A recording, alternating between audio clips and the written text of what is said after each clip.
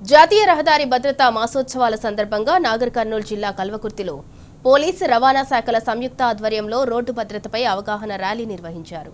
DSP Venkatareddy ముఖ్య అతిథిగా హాజరై ర్యాలీని ప్రారంభించారు. ద్విచక్ర వాహనదారులు తప్పనిసరిగా హెల్మెట్ ధరించాలి, ట్రాఫిక్ నిబంధనలు పాటించాలని సూచించారు.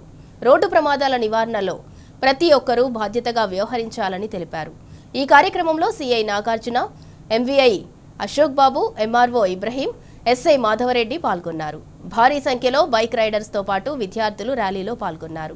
ఈ మేరకు రోడ్డు భద్రతపై అందరికీ అవగాహన కల్పించారు. విద్యార్థులతో మరియు బైకర్స్ తో ర్యాలీ తీయడం అనేది జరిగింది. దీని ముఖ్య ఉద్దేశము రోడ్డు భద్రత గురించి అవగాహన కార్యక్రమంలో భాగంగా ర్యాలీ అనేది తీయడం జరిగింది. ఈ రోడ్డు మీద వాహనాలు నడిచేటప్పుడు డ్రంక్ అండ్ డ్రైవ్ చేసి వాహనాన్ని నడపకూడదని కోరుతున్నాము. అలాగే హెల్మెట్ ధరించి, టూ వీలర్స్ అయితే హెల్మెట్ ధరించాలని, పిలియన్ రైడర్ కూడా హెల్మెట్ ధరించాలని కోరుతున్నాము.